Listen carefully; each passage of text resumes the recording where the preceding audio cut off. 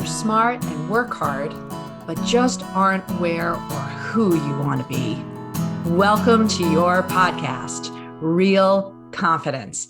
I'm your host, Alyssa DeVere, and I'll be sharing a bit of brain science, some surprising social secrets, and a touch of tough love. Why? Because I believe confidence is everyone's fundamental right and choice. So let's get to it. I always say you're in for a treat, my podcast listeners. I am not joking today either, because I am so excited. If nobody else is listening, this podcast is for me. It's a topic that is so close to my heart, and I'm so excited to learn a little bit more about the science and really underneath it. I have with us today an expert on clarity. And it's going to be tied to confidence, but I know Ann's going to tell us a lot more about this very exciting, interesting.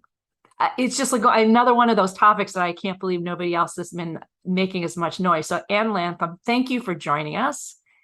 Thank you. I'm really looking forward to this. How do you get into being a clarity expert? Let's just start from there. All right. So, well, I was probably sort of naturally clear to start with, but I was a software engineer.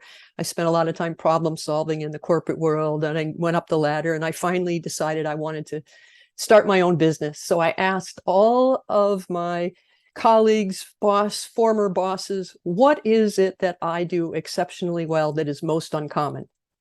And I'm so glad I asked this question, because they all came back with really thoughtful answers that I go through massive quantities of information. I cut to the chase. I find the kernel. I get everyone together on the same page, and I find that common ground. And so I can move things forward.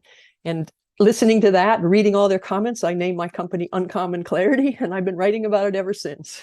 I love it. And we're going to post certainly links to your books. You have multiple books, The Power of Clarity being the latest. Yes.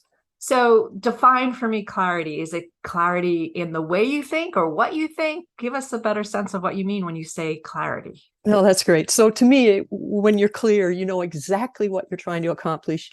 You know how, with whom, and you have the focus to get there. And that includes both being very specific about what you're trying to accomplish, but also how you think and how you create that process clarity that gets you from step A to step B, and it makes you super productive and super efficient. And also, by the way, super confident. Super confident.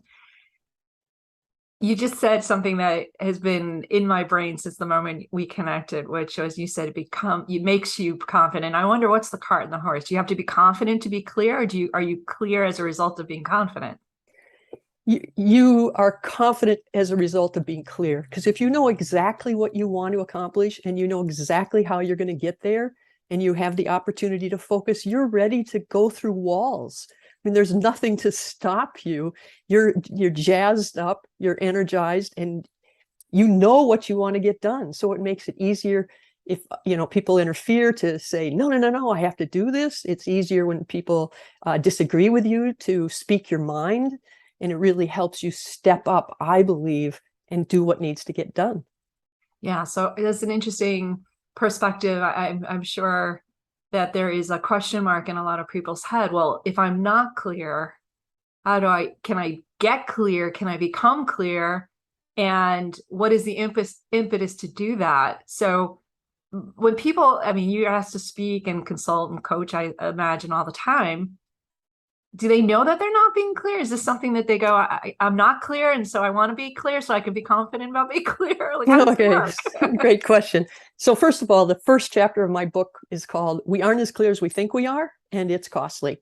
And it's filled with examples to try to convince people that they really aren't as clear as they think they are. And then it goes on to explain that we don't even know what clarity is.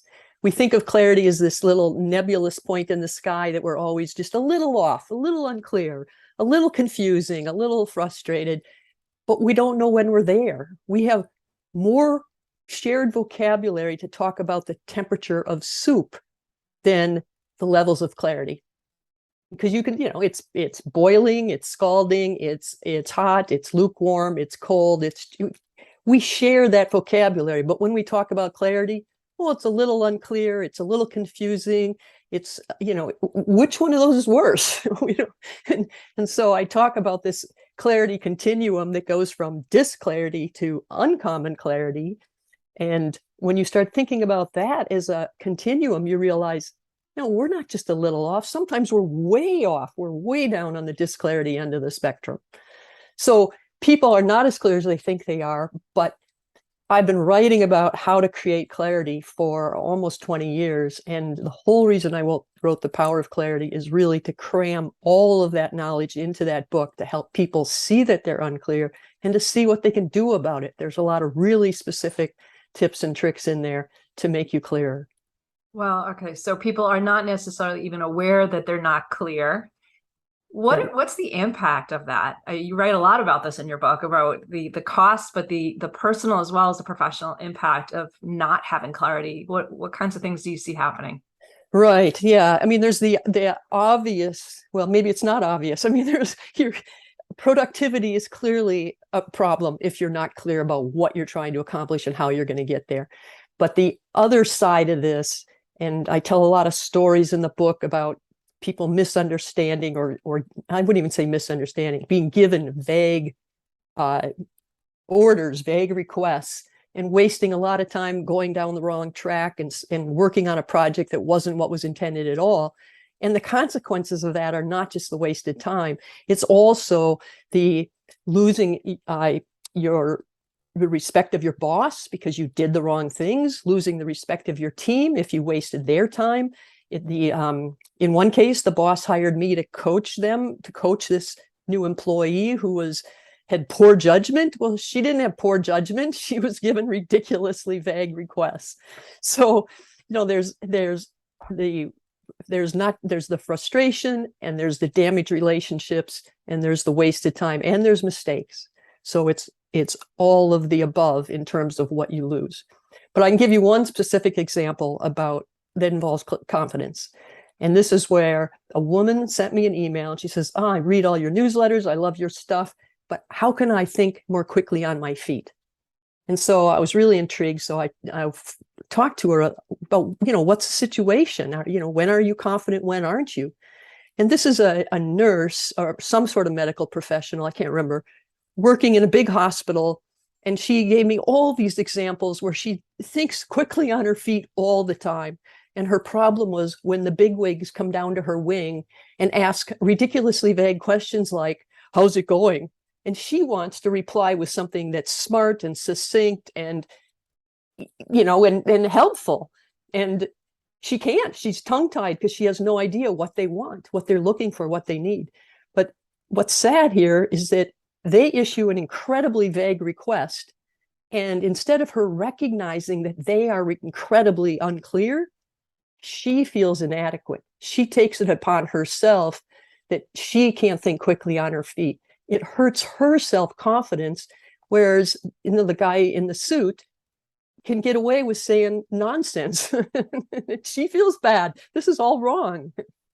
Yeah. So of course, my confidence lens is very, very clear that when that kind of situation happens, it's like it's not even a self-fulfilling prophecy. It's one of those moments that you go, I must be the problem. But you just pointed out that in a lot of cases, maybe most cases, the lack of clarity isn't even in your own head. It's because somebody else is unclear. Is that fair to say? That's right. And if you learn to recognize that, and this is part of all the examples in my book of we're not as clear as we think we are, as we start seeing the lack of clarity around us, because we don't see it. We don't see we're surrounded with this clarity. But when you start seeing it, then you can call it out for what it is. And when you get a ridiculously vague question like, how's it going down here? You can say, well, what in particular would you like to know about? And you can ask them to clarify, be more specific, because otherwise she could talk for hours about, well, this is working and this isn't, and we could use better air conditioning. And I mean, where's she supposed to go? That's right. That's right. All right. So another thing that you said that kind of poked at my confidence alarm a little bit, when I say alarm in a good way, because it was like, ooh, I didn't put that tie together, is we talk about at the Institute the word enough a lot, right? Because unlike clarity, because you said you put it on a spectrum, there's no spectrum from confidence definitionally. You either are or you're not, right? It's very, very binary in engineering terms. In fact of the spectrum, when you said, you can be sort of clear, somewhat clear, totally clear. Is there such a thing as enough clear, knowing that you'll never be absolutely clear, or is the goal to be absolutely clear? The goal is not, that's a good question, but you can't be absolutely clear in everything. I'm very clear, and people will, when they introduce me, they'll say, yeah, this is Ann Latham. Her company's called Uncommon Clarity, and she really is uncommonly clear. But I'm not clear all the time. I am not perfect that way. But if you realize that, it's funny because if you think about that point clarity, people think they're just a little bit off. But as soon as you say uncommon clarity is the other end of the spectrum and disclarity is the bad end of the spectrum, no one puts themselves at uncommon clarity. Everyone realizes, no, they're somewhere in the middle, but they're always a little clearer than their coworkers, just so you know. So anyway, no, you can't be perfectly clear, but what you need to be is clear in the moment and able to create that clarity in the moment so you can unleash next steps with your action. So what specifically needs to be done now that will unleash more progress? So is there a feeling or some way that that you're clear? Like, how do you confirm that? That's another good question. You can be really sure of your clarity about what you're doing. I know, for instance, what I was working on this morning. I knew what I needed to be done at the end of 1 hour and, what I needed to do after that. And there I was super confident of my clarity. When you're talking to another individual or coordinating with another individual, then you can't be clear. You can't be certain. I mean, that's where you have to be really careful to listen and understand, and it's good to doubt your clarity so that you can really hone in and be sure that the two of you are agreeing on what needs to be agreed on. Yeah. So, and that's where the intersection is, that word certainty, right? Yeah. Confidence definitionally, neurologically, is a certainty about the truth of something. And I think the truth here, and, again, goes back to maybe my previous question. I'm not sure I agree or disagree with you, which is the cart and the horse, right? If you're certain that you're clear, I'm clear that I understand what I need to do to record this podcast, for example, right? Right. Fine. Am I absolutely clear what Ann wants me to ask her or the direction? No, but that doesn't make me less certain or confident that I can do it, right? So exactly. They're two different things. Yes, they are different things, but they are connected in that certainty moment, right? Yes. Do I know enough? Am I certain enough? And so, again, it's a little heady. Even my head we're recording this Friday afternoon. I'm thinking to myself, boy, this is very, very, very deep. But, I think the clarity, people are constantly asking me, if they become clearer, if they know what career direction or if they know a big decision, that they're going to be confident. And I often say to them, they're different, like you said, they're different. So weigh in on that for me. Well, for instance, I was working on finishing my next book this morning. So I'm totally clear on, I need to go through and be sure all the chapter summaries are, on point. Am I certain that every chapter summary is really good? No, that's totally different, because that's much more subjective, much more arbitrary. But did I go through each one and check it off? Yes. If you're thinking in terms of your career, you can be really clear that these are my objectives. This is what's most important to me. I think you can be quite clear about that, quite confident in that. Can you be confident that any particular job is going to line up well with those? No, of course not, because there's way too much out of your control there. You're now, as soon as you start interacting with others, there's going to be interplay and uncertainty. But that doesn't mean you can't be confident in, this is a good choice because it matches my objectives well. It's worth a try. And I might as well move on it because it could be awesome. There you go. There you go. It's a perfect moment for us we're going to take a sponsor break, give them a little love. It enables us to do this beautiful podcast together. But I'm going to put you in the hot seat as we come back, because now the question begs, okay, great. I know that I don't have to be 100% clear all the time, but how does one gain more clarity? So we're going to be right back after the sponsor break. This podcast was sponsored by the American Confidence Institute. ACI trains smart, hardworking people how to use basic brain science to more effectively coach themselves and others. ACI is endorsed by top universities, the Strategic HR Management Association, and International Coaching Federation. Learn more about ACI's uniquely empowering keynotes, workshops, e-classes, and coaching certification at www.americanconfidenceinstitute.com. All right, we're back with Ann Latham. She is the author of The Power of Clarity and leads this wonderful thought process of how can we get uncommon clarity ourselves. So Ann, magic question, big one. How does one get more clarity? Okay, that's a great question. And my book, The Power of Clarity, is loaded with different types of advice and examples. But I'm glad I had a few minutes to think about which one to give you today. So most people have too much to do. And they're always struggling with excessively long to-do lists. They're overloaded and they just have too much to do. So here's something that can help you out. There are only there's only 6 options to deal with overload, with your too much to do. 5 of them are effective and 1 is ineffective. So guess which one we choose? Please don't say the ineffective one. We do. We choose the ineffective one. So let me tell you what the 5 are. And what's important here is that there are only 5. There's only 5 things you can do that are effective. 1 is to abandon some things. You just say, nope, I'm not going to do them. 2 is to postpone things, put them off till later.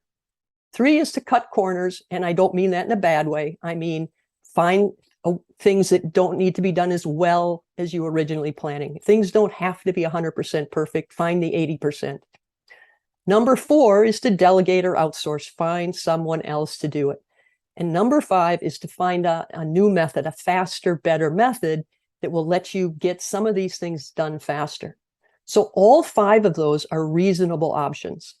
Unfortunately, the one we choose is not choosing one of the 5. It's called wishful thinking by another name. That if we just work faster or harder, if we just keep shuffling our to-do list, maybe write it on a different piece of paper or put it in a different electronic system, that suddenly we'll find the magic bullet and we'll be able to get everything done. But the reality is you can't get it all done. There are 5 effective choices you can make. Don't choose wishful thinking. I love it. I love the way you pose that. Like, don't choose wishful thinking. Yeah. Hope is not a strategy, right? Yep. Oh my goodness. This was chock full of really very, very provocative things. At least, again, as I said in the beginning, if nobody else listened, I think it was awesomely interesting. So thank you for being here. Best way to find you, we're going to post links and other resources and show notes. So if you're listening to this, please check it out there. But Ann, how can people hook up with you? Listen to me. I need some clarity, either that or some tequila at this point. How can people find you best and easily? My name is Ann Latham, Latham. So you can hook up with me or connect with me on LinkedIn. You can find me at annlatham.com, and you can find The Power of Clarity in any bookstore. Beautiful. I love it. Thank you so much for sharing your clarity, your wisdom, and your time. Really, really appreciate it. Thank you. That was a lot of fun. So before we completely wrap up, I want to let you know that full transcripts and show notes for this and other episodes can be found on the website, www.americanconfidenceinstitute.com/podcast. I also want to remind you once again that the best way to get confidence for yourself is to give it to others. And you can do it so easily just by liking and sharing this episode on your favorite social media channels. You can even give me some confidence fuel by sending in any comments about the topics I've covered or ones you'd like me to consider for the future. So for now, this is Alyssa DeVere. Thank you for helping to bring more confidence to the world. This podcast was produced by Mindful Media. All rights reserved by a listener here in the American Confidence Institute. Music written and performed by Jeff Weinstein.